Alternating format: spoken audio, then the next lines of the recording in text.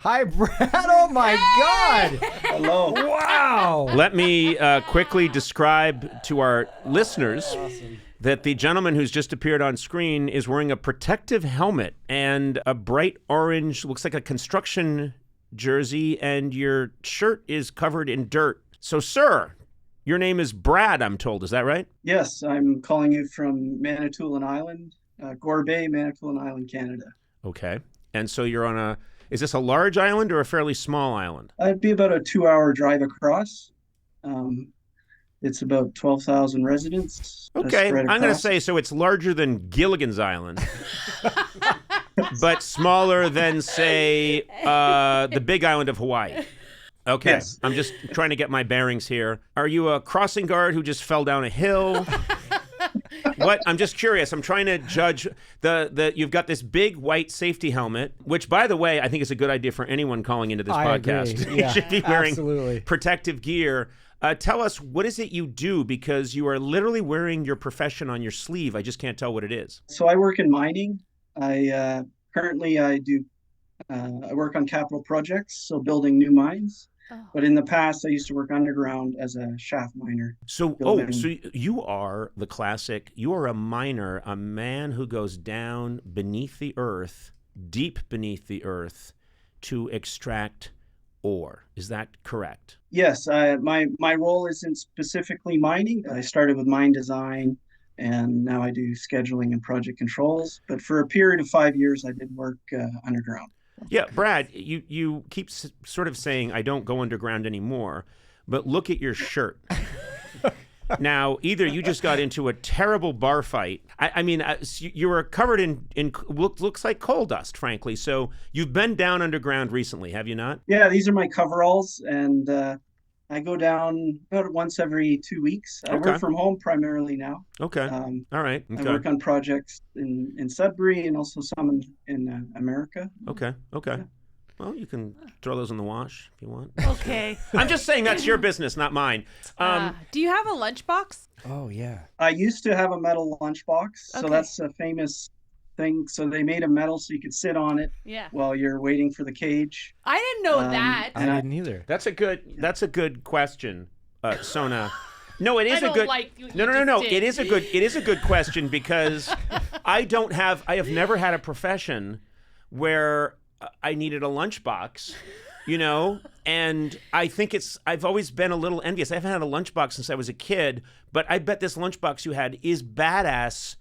I mean, it's like you could sit on it. And what kind of food did you have there in your lunchbox?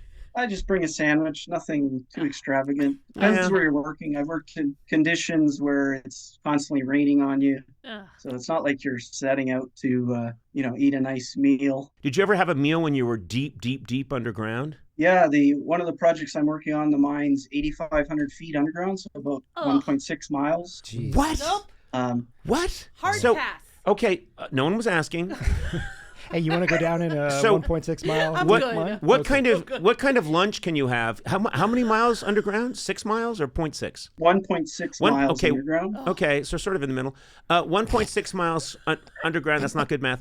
1.6 miles underground, and you crack open your lunchbox. Can you eat when you're that far down? What?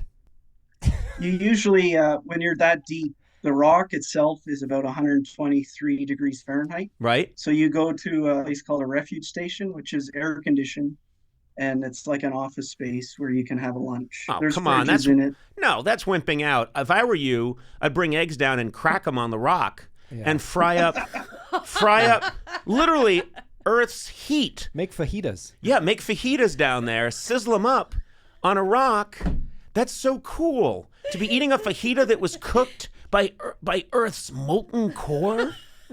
That's an amazing thing. You could then send them to the surface and have people say, "Hey, do you want a molten core fajita?" People would buy those, don't you think? I think so. It might taste a little different, a little metallic, but yeah. Oh. I don't want that. When you're deep, deep, deep down in the earth, beneath the earth's crust, Why are you making that sexual? I know. I'm not at all. You It sure is. sounded You're like it. Deep, Deep, deep. Did you? Adam is shaking his head. No, he didn't think it was sexual, and Eduardo didn't think it was sexual. So I think We that's did, you. But we were closer to you. Maybe we could Yeah. sense the musk. When you are just driving that shaft, See? I still don't know what you guys are talking about. But you are pounding away at the rich loam that is the fecund earth. But no, seriously, when you are down there, do you have any insights? Does anything ever come to you when you're 1.6 miles beneath the surface of the earth? I've never had that experience. Does it ever give you any profound thoughts about, I don't know, the whole thing? It is really neat when you take a fresh blast, so excavating the tunnel a little bit further, that you're like the first person that stood in that place kind Yeah. of thing. Oh, that is cool. So yeah, it is pretty fascinating what mining does, and there's a lot of people that work to make that happen for sure. I have to admit that the idea of having that much earth above me, I don't think I'm claustrophobic, but that might get to me. Have you ever had anybody, and I'm going to use a term that Matt Gourley uses a lot, have you ever had anyone wig out? Just sort of flip their wig down there? That is you. You know what I say mean? that all the time. No, that's the way he talks. You But got anyway, me. You but, got me. Like that but all have the you ever time. had anybody just go, and this is another Mattism, Coco Cabana crazy down there? Coco Cabana crazy. That one. Do you have people ever just lose it down there because they What's can't happening? handle it? Yeah, it does happen. Like when you're traveling in the cage, which would be like the elevator shaft, a lot of times people just have to go back to surface. They can't handle the darkness and or the thought of it. I'd say it's quite rare. A lot of people are fine with it, but there is challenging conditions for sure. Now, let me ask you a question, There's a lot of Brad. effort to make it very safe. Brad, you're clearly a fan because you called in, unless this is a wrong number, but which only happens about 20% of the time. But Brad, Actually call it. let's say, please, I'm using the old term. Yeah, you sure are. Anyway, Brad, when you picked up the phone and hit the old rotary dial, Oh, it's sexual again. Brad, let's say that I was going down to the mine with you, and you were like, oh, we know each other now, we're friends, and I come by your island. What's the name of the island again? Manitoulin Island. Okay, Manitoula Island. Okay, I come by. It's in Lake Huron. Okay, well, that's not helping at all. Helps a bit. No. I see no Lake Huron here on my map of the world. But anyway, now you're going to say it's one of the Great Lakes. Whatever, we'll get into that. The greatest one. Let's say I'm going down the cage with you because we're friends. I say, hey, Brad, it's me, Conan, from the podcast. And you're like, oh, cool, nice to see you. And I go, oh, wow, it's still pretty dusty. You could clean that thing once in a while. And you go like, yeah, I know.